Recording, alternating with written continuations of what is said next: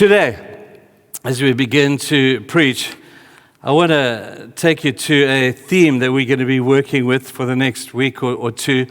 And Johnny, in his sermon last week, set the scene for us, where he spoke about and he asked the question, who's at your table? That's a good question.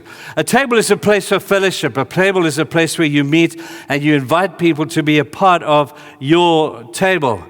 And so he was encouraging us to take barriers down and break down walls and let's increase the size of our table. Let's increase the influence of our table to people that maybe don't look quite like us, maybe don't talk our language, people who come from a different culture maybe, and to broaden the table that we have. Because people, that's a great picture of church, man. Church has got no walls between socioeconomic classes and cultures and languages and all that kind of stuff. We have one table. And we invite everybody to be a part of that. And if we could just reflect that in our own personal lives, what a cool church this would be. It's already getting there. We're so proud of what is happening. But it's this table thing that is intriguing me. Now, I remember hearing a talk some years ago done by Louis Giglio. Louis Giglio is a great man, used of God tremendously. And he spoke about the table. Johnny spoke about one aspect of the table, and Louis Giglio spoke about don't let the enemy have a seat at your table. He wants to have a seat at your table. You do know that. And when you have a table of the things that you have hold of high value, fellowship with God, the devil is standing around and he's saying, man, I wish I could get at that table. I really want to be in that table. So today, I want to take you to probably one of the most well-known passages in Scripture. You'll probably be able to quote it, many of you, off by heart. It's Psalm 23. And we see how Psalm 23 is well-known because it focuses on the implications and the applications of the presence of a shepherd. We are the sheep. Now, that doesn't sound terribly complimentary, but we can't argue with it. We're just like sheep. We're always going astray. We're always going our own way. We're always making silly decisions, but we have a shepherd who is kind and compassionate and one who wants to be our shepherd. I wouldn't want to be our shepherd, would you? And yet God has this insatiable desire to be your and my shepherd today. So if you read Psalm 23, he indicates so many places where the presence of the shepherd makes a difference. Let me give you a couple of them. He says that the shepherd makes me lie down. He leads me by still water. He restores me. He guides me in the paths of righteousness. He's with me in the valley of the shadow of death. He prepares a table before me in the presence of my enemy. He anoints my head with oil. He follows me all days of my life with all his goodness and mercy. And then at the end of the day, I get to go and be with him. That's the passion of God who wants to be your shepherd. He makes you, he leads you, he restores you, he guides you, he's with you. And then today, verse 5, he prepares a table before me in the presence of my enemies. Now, we've decked this place out for me to do a little object lesson with you today, and I really hope that it works. This is such a powerful concept. He prepares a table. Here's an empty table. He prepares that table before me in the presence of my enemies. And so I'm borrowing this concept from Louis Giglio, and I'm adding a whole bunch of stuff of my own. But I hope that we could grasp what this really, really means. When he says he prepares a table, you've got to understand that that's shepherd's talk. In the old days, shepherds who cared for their sheep would prepare for them a table land. This is good shepherd language. And a table land was a place where the shepherd would go ahead of the sheep, and he would look for a place where he could bring his sheep to, and he would prepare that place. He'd make sure that all the noxious weeds were taken out. He would make sure that there was no hiding place for wolves and for things that could steal his sheep. He went out there and he chased all the bad guys away so they wouldn't touch his sheep, and he could bring his sheep in security and know that they would be cared for and they would be provided for. He prepared what they called a table land. Now, wherever the shepherd is, there are a few things he brings. One of them, he brings not just a sense of purpose, but a sense of real peace. The shepherd brings with him a sense of well-being. that the sheep could look up at any time of day, and if they had a good shepherd, they could look into the face of their shepherd and know that he has perfectly good intentions toward them. He's a good shepherd. But then we talk about the enemies, because the table is made in the midst of the enemies. And so today, I have some enemies. One of the guys before church suggested just I bring 4 people up here who I don't like and make them stand in the place of the enemies. But that'd probably ding me if I did that. But what I want to do is have a look at some of the enemies that are out there. And each one of these boards is going to depict a particular enemy. And I'm just going to write down the nature of that enemy, and we are surrounding the table.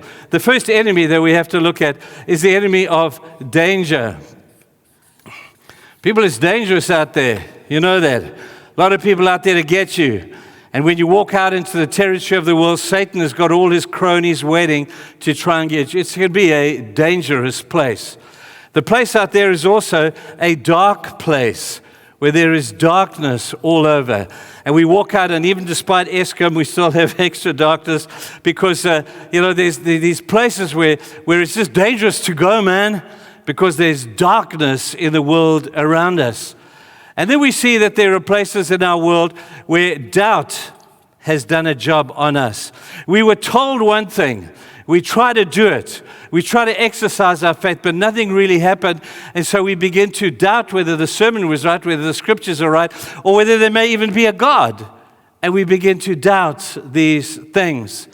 And then we come over here to some other things. We come to the darkness of what is disappointment. You all know what that feels like. Disappointment.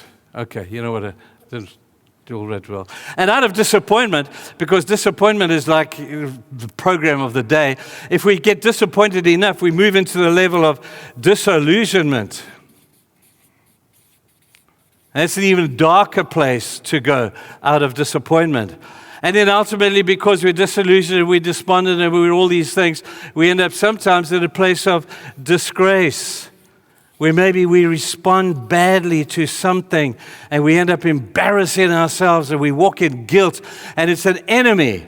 Satan wants to get at you, and he will use some of these things in order for him to be able to do that. Let's try this board over here. Here's the valley of defeat. Man, we try so hard, but we just don't seem to cut it. And the demands seem to grow, and it becomes an enemy. Every time I hear a sermon that makes demands, I feel further into guilt and further into the place where I could become defeated. And ultimately, we could end up in a place of depression. There's a big enemy that Satan likes to use. Those are 3 boards. Let's fill this one up here. What about the enemy of difficulties? Difficulties. We thought God was going to nail all our difficulties and make life easy for us.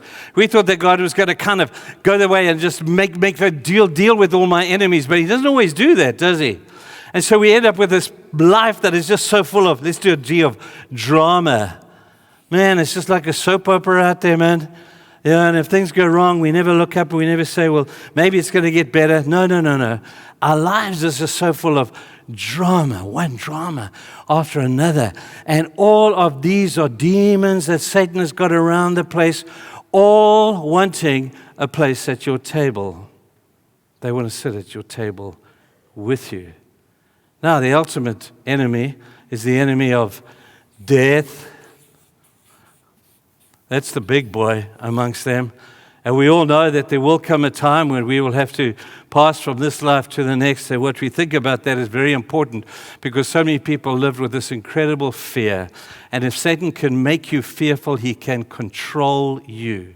All of these could come under one covering of fear, because he knows if I can just make you fearful, if I can just make you nervous, if I can just make you program yourself for defeat, I'll have a seat at your table.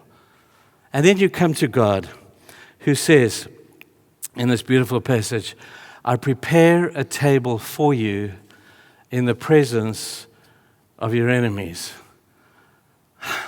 I say, Lord, why don't you just wipe out the enemies? Why don't you just personally, you God, man, you could do this. why don't you wipe out all these things that we've named on the board here and do us a favor and just do that for us? And God said, no, I'm not going to do that. Your enemies are going to watch as you and I sit at a table and we bond together, as we fellowship together, as we have a meal together. And your enemies are going to surround you, and they're going to say to each other, man, I wish I could have a seat at that table. Man, how are we going to get in that seat, that table there? Because God and this guy, God and Trevor are bonding together. They're getting stronger. They're fellowshipping together. How do I get into that table? Because Satan wants to place people at your table. Anyway, God sends out an invitation. We read that beautiful parable, don't you? Where he sends out an invitation for people to come to his table. Some people had excuses. Said, no, I don't want to go to the table. That's your choice. But there were others who said, yes, I want to go and I want to be at the table of God. I want to respond to the invitation to this great dinner. And Jesus speaks beautifully in this parable about the invitation that God makes to each one of us. I chose to go. So I arrive at the place where the table is, and I get there, and I'm wearing some scrungy old clothes. Man, I've tried to fix them. I've washed them, but they're the wrong robes. And so when I get in there, I meet a guy at the door, and the guy says, so what do you want? I said, no, I've had an invitation to the party and the celebration with the king and to eat at the king's table, and here I am. And the guy with kindness, he says, well, you can't go in there dressed like that. You're going to have dinner with the king. You need to be dressed appropriately. Here, I have a suit for you. You're not likely to see me in one of these again for a while. But I wore one for today. Because it illustrates that when you get to the door and you want to go in with your good works on your thing, and you think, well, I've tried to patch this robe up. I've been on a self-help course, and I've tried to do the best with the robes that I have. Surely God's going to accept my human efforts. And we get to the door and we meet the angel. He said, not good enough. It's not perfect, you see. See, it's got to be perfect before you can come into dinner, and you're thinking, I'll never get there. So he says, yes, you will. I'm going to give you a special robe. Get rid of that other junk and put on this robe. Jesus calls it the robe of righteousness. So you enter into the door, and you walk in, and God's just overwhelmed that you are there, and it's just you and him. And so he says, come in. Take a seat, my man. I welcome you to my feast. I'm welcoming you to my table tonight. And you and I are going to feast, and I'm going to serve you, and I have prepared a table for you. And you looking around saying, hey, what about the enemies? He says, don't worry about the enemies. We'll sort them out. We'll sort them out later. But right for now, it's just you and me. And we're going to sit at this beautiful table and we're going to fellowship together. And I have prepared a table for you. It's going to be awesome. I'm going to start off by putting out there some decor for you so that you can feel really at home here. And I'm just so excited that you're here in the midst of my beautiful place. And we're going to have a beautiful meal together. And so he brings out all the decor that is so beautiful. And he lights a candle. And he says, hey, man, welcome to my table. And then what he does is he takes up some lovely stuff and he puts fruit on the table. And he says, man, you like fruit, eh, Trev? I say, hey, King, I really love fruit. Thank you. Particularly bananas. I love bananas, man. Grapes, they're my favorite thing. Not too into apples, but pears are really cool. He says, I know that. That's why I prepared this table with everything that I know that you like. And Trevor, I know everything about you. And then he says, I know this about you. I know too that you love Kentucky Fried Chicken. So he brings out the Kentucky. This is my starter. And he says, you love Kentucky. I know that, true. I've watched you. You can't drive past a Kentucky Fried Chicken without your mouth drilling because you're thinking about these beautiful pieces of chicken. And this is your hors d'oeuvres, and I've got you some KFC. And I'm saying, wow. No, that is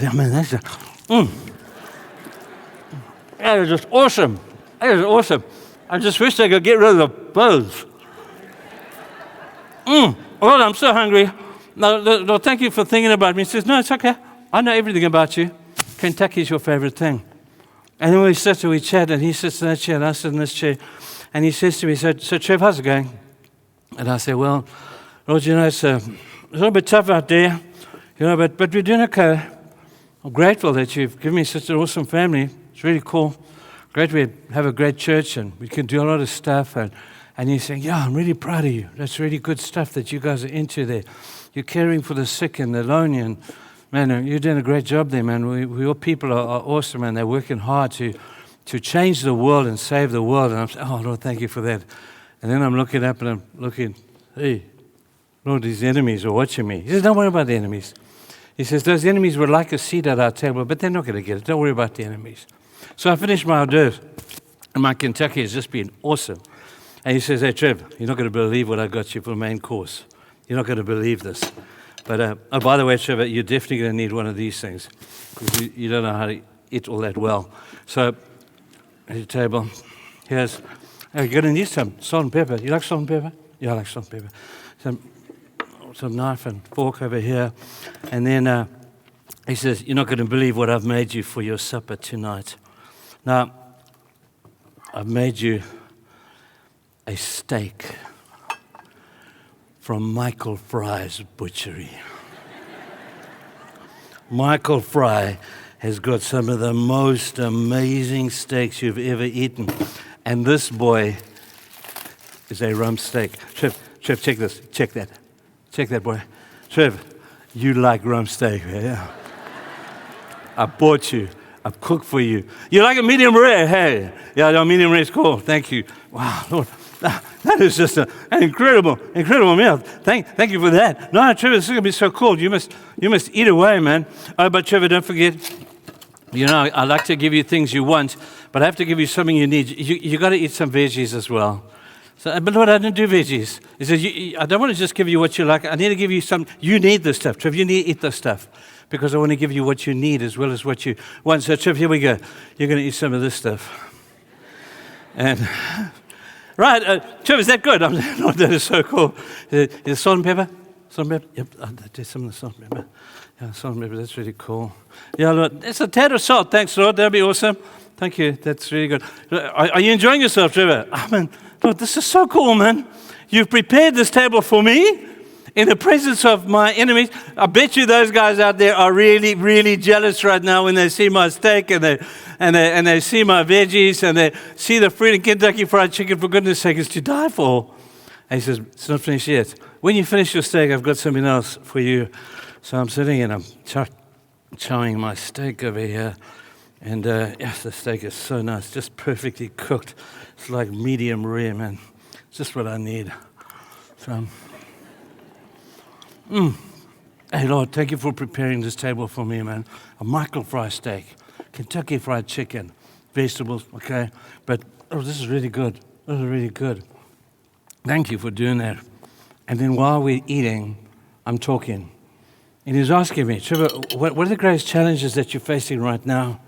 And I'm able to share these things with him. And say, Lord, I'm really battling in this particular area. He says, well, yeah, this is the book, the book I gave you? It's got some really great verses. These are really going to encourage you. So let me read a few of these things out. My grace is sufficient for you. And no matter what happens, no height, no depth, no principality, no power, nothing, Trevor, is going to separate you from my love. None of these things out here is going to separate you from me. And I'm saying, wow, Lord, this is just so awesome. Comes to pudding time. Oh, in the meanwhile, you must be heck of a thirsty. And I know this about you. You don't do pink. You don't do pink. You think that real men shouldn't wear pink. And the only thing that you do that's pink is a pink milkshake. Wow, Lord, you know all about me. That's incredible. I love strawberry milkshakes. This is just going to be awesome. Here you go, Trevor. This is your strawberry milkshake. And I'm thinking, It's also from Kentucky. This is a great milkshake. Well, thank you for my milkshake. Man, you know everything. He says, yep, I know everything about you. I know when you rise. I know when you sit. I know when you sleep. I know what you're thinking. I know the words that are in your mouth before you even say them. I know the lot. And I'm saying, wow, God, that's incredible. Thanks for the milkshake. That is great. And so we have this meal together. At the end of the meal, he says, I also know this about you. You're a coffee fan. You love coffee. So I went and got your favorite Thornton's coffee. And I've made some Thornton's coffee. Trevor, you like Thornton's coffee? I love it. There we go. Oh, man. God, that is so cool. Do you take sugar? No sugar, thanks. I did know that. What about milk? No, you don't take milk either. No, I don't take milk. Just like that. That is just the way it is. And he provides and he prepares a table before me in the presence of my enemies. Now, the enemies are all standing there saying, man, check what God has done for him. He's a spoiled brat. In the presence of all of us threatening people, here he is making a table for that. Now, let me stop there for just a moment and say to you, Satan has got certain tactics out there. And the Bible kind of depicts them sometimes as animals. First of all, he says Satan goes around like a roaring lion, seeking whom he may devour. 1 Peter 5 verse 8 tells us that the roaring lion is there. And he's the obvious one. And you can see him, you can spot him a mile off, and all you got to do with a roaring lion is just avoid him. Don't try and fight with him because he'll whip you. You just keep away from the roaring lion. But the next two are incredibly incredible, because in John 10 he talks about Satan and his cronies being like wolves in sheep's clothing. They're sinister. They're scheming. How are we going to get this guy? How do we get a seat at his table? And they're all collumoring together. And they're saying, how do we get at him? How do we do this? You see, they believe that infiltration is more powerful than opposition. You see, the lion is into opposition. He's obvious. The lion is very, very obvious. He's doing the opposition thing. That's why you look in history and you see the lion of persecution coming. If I can't stop you from being a Christian, I'll just kill you. That's what lions do. And they've done this all the way down through history. I'm not afraid of the lion as much as I'm afraid of the wolf. And the third one is even worse. Genesis 3 talks about Satan being like a serpent in a tree or a snake in the grass. And he's just infiltrating into your life. They really believe, wolves and snakes, that infiltration is more powerful than opposition. If you've ever been in the army and understand military tactics, that's where it comes from. I'm not going to fight with you. I'll just infiltrate your world. I'll just infiltrate into your leadership. I'll just infiltrate into the way that you do things. And before you know it, boom, I'll have you captured. Not a bullet fired. I'll just intimidate you, and I'll just infiltrate you. So, those are the tactics of Satan. And those are the tactics of the things on the boards behind me that would like a seat at your table. Now, so it's good. Father, we just pray you just bless that man, help him, just give him peace, Lord.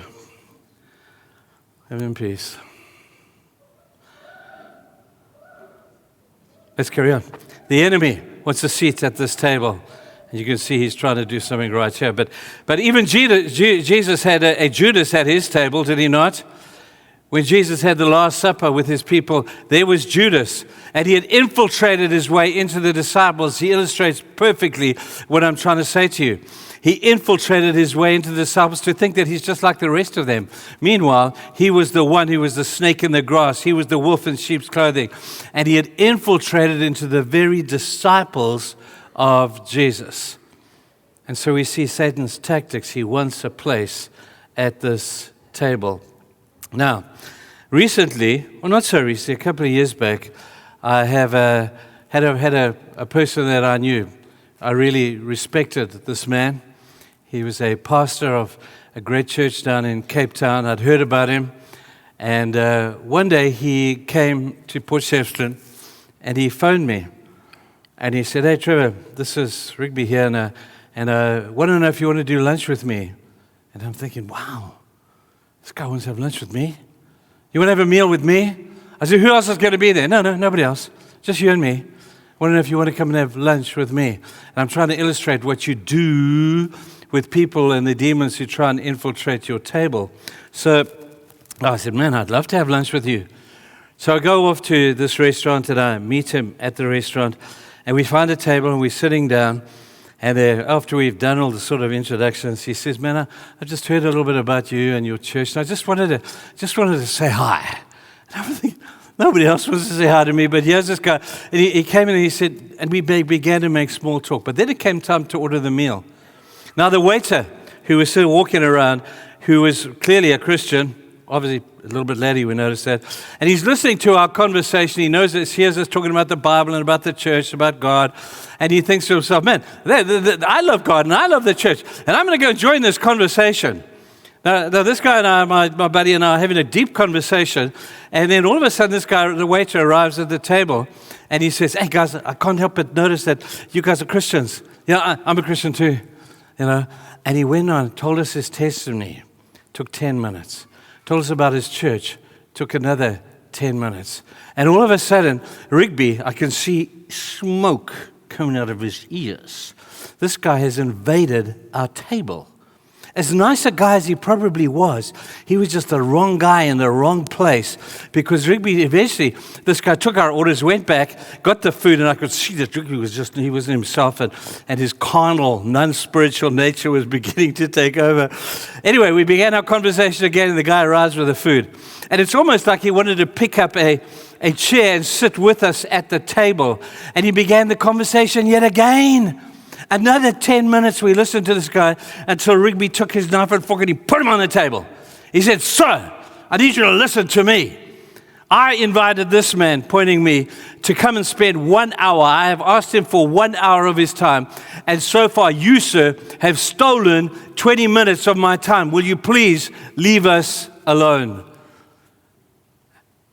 And I'm thinking, whoa, that's hectic. Is that how you deal with people who invade your table? People who come and disrupt your fellowship? People who come in and they sneak in, they infiltrate their way in, they find a common denominator, and for us that was us being Christians, and before we knew it, this guy had hijacked our meal until Rigby said, this far and no further. Can you please leave our table? He did it very kindly, very diplomatically, but very, very strongly.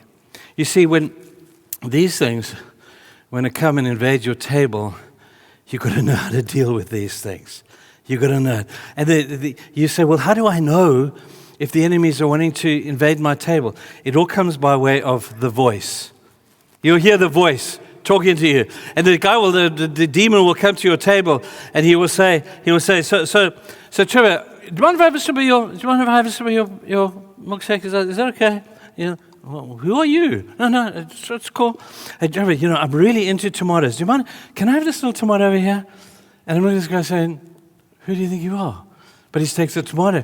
And then he starts asking questions. He starts saying, hey, listen, the world is really tough out there. How are you doing, Trev? You seem a bit defeated right now, hey? You're not looking all that happy. Things go badly with you? Well, it's probably going to get worse, but you're going to be okay. That's what Satan would want to say to you.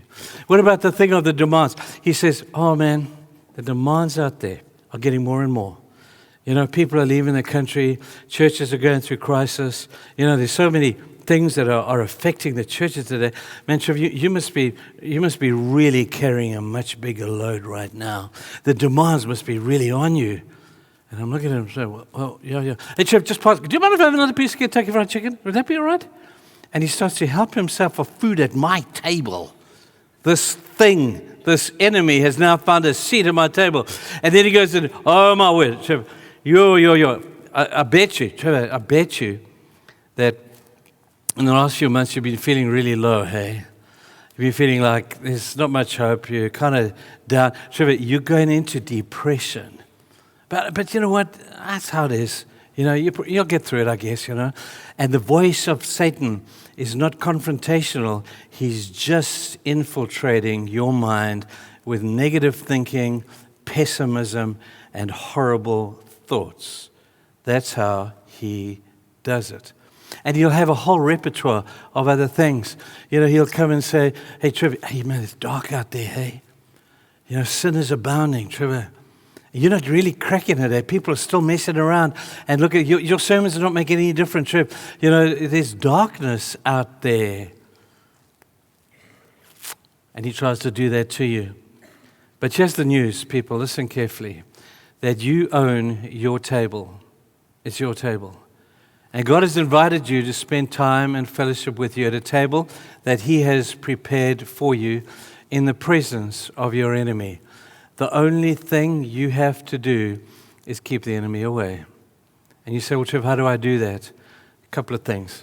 First thing, when you're sitting at the table and you hear the voice of the enemy saying, hey, do you mind if I pull in a chair here? You say to him, I'm just keeping my eyes on the King. I'm not distracted by you. Because the moment you look at him, he's got your attention. He's going to go for it. So keep your eyes on the King. And the King is sitting across the table from you. And you can see all these doubts and these darkness, the oppression and doubt, the disgrace, and all these things coming at you. Just don't look at them. Don't focus on them. Don't be distracted by them. Just keep your eyes on the King. And the King is saying, Trevor, don't worry about disgrace. I know you're feeling guilty about those things that you did or said or whatever. Don't feel disgraced. Trevor, just keep your eyes on me. Keep your focus on me. Don't worry about those things. Don't worry about depression. I'm with you. We'll walk through the valley together. We'll walk through the valley of defeat, the valley of death, the valley of depression, the valley of desperation, the valley of life. Trevor, I will walk through those valleys with you.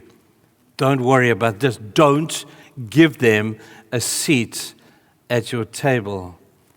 So keep your eyes on the King and listen for another voice. Don't listen to the voice of the demon who says, hey, can I have a place at your table? Listen to the voice of the angels, all down through the ages. I bet you the angels, as they see people wanting to give Satan a place at their table, they say, don't do it. Be careful. He wants a seat at your table. Get rid of it. Think of Adam and Eve in the garden and the serpents there. And I bet you the angels up in heaven are saying, hey, Adam, Eve, don't listen to him. Don't listen to him. He wants a seat at your table.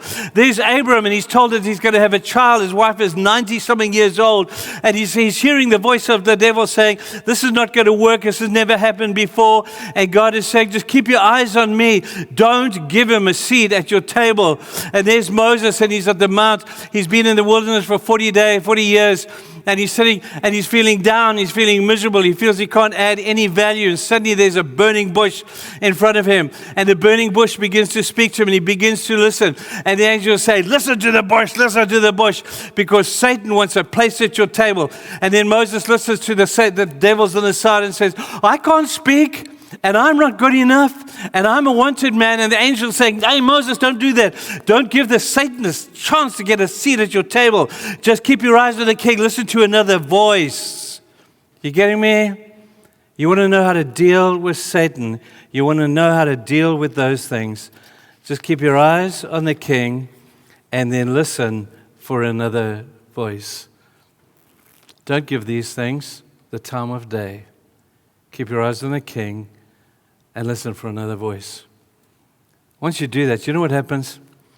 When Jesus comes along, the lion cringes in the corner, Satan. When Jesus comes along, the wolf snivels into the darkness because he knows he can't win. When Jesus comes along and he's the king of your table, the snake, he will snivel back into his trees and he'll bury his head in the sand because they cannot stand the presence of the king. So focus on the king and you'll be fine. Once you've done that and you've found that, man, this presence of God makes all the difference, then there's one last thing you have to do, is you've got to share. You've got to share the stuff that's at the table because there's plenty more where this comes from. With God, there's no shortage of supply. With God, there's no sort of shortage of thing to have. Anybody here want a piece of Kentucky? Yo. Ethan, can you please come here? Ethan? Yeah. Ethan, please can you? Hey, Ethan, do you mind sharing these out among some of your buddies out there? Okay, take those, share them. Hey, anybody into fruit? Anybody into fruit? I'm going to keep a couple of the grapes over here just for good measure. Anybody? Mike Fowler, can you come and share this fruit around? Because what you've been given, people, is not just for you to be shared. Quickly, Fana, this is a one-day game. Okay. Hey? You prefer the steak? No, the steak is exclusive. Okay. But you can share. And the Bible says goodness and mercy is going to follow you all the days of your life. If you can focus on the King, listen for his voice, and then say, man, where all this food has come from, goodness and mercy is going to follow me. So I can share with people knowing I will never be able to outgive God. Anything else I got in here? What else have I got in here? Anybody want some lettuce and carrots? Nobody want that stuff. Milkshake. Anybody want my milkshake? Anybody want a milkshake? Tiffany, where's Tiffany? Okay, Ethan, you want the milkshake too, man. You're going to eat well today, Ethan. Here's your milkshake, pal. Guys, are you getting the hint here? It's all about keeping the table pure. You've been invited to a feast with the King. You're going to need to get a robe. Don't come dressed as you are. You're going to have dinner with the King. You don't come in your jeans and T-shirt when you come for the dinner with the King, do you? When you come to dinner with the King, you get yourself appropriately dressed. That'll happen at the door. When you hand in your old robe of self-help and work, and God gives to you the robe of righteousness, and you walk in, and He says, hey, welcome to my table. I've prepared my table for you. I know all about you. You don't have to tell me anything. Come, let's sit and let's talk together. When I think about that, people, something inside of me just blows me away. That the King of this universe wants to have dinner with you. He set the table. Don't worry about the enemies, He says. Oh, they will always be there. And the enemies will always be lurking around because that's what they do. But just for goodness sake, don't give them a place at the table of your mind, at the table of your heart. You, according to Genesis 3, have to master those things. Remember with Cain? Cain wanted to kill his brother Abel. And God said to him, Cain, what's your problem? And he said to Cain, Cain, sin is lurking at the door. Sin wants to come in. Sin wants to have a place at your table. But Cain, you have to master it. That's a good word because sin needs to be put in its place. It's a slave. You are the master. And when you master this place of sin, then all the habits that are so ugly, those of us who get into bad stuff, all the bad habits of all those things that we do become null and void because the presence of the King is good enough for us. We don't need all that stuff anymore. So feel welcome at the table of God and enjoy His presence. Listen for His voice and keep your eyes on the King. And for goodness sake, don't give the enemy a place at your table. Have you got it?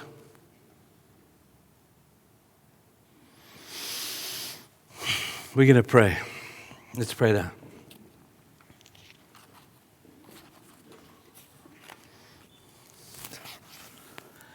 God, we have so much to say and so little time to say it.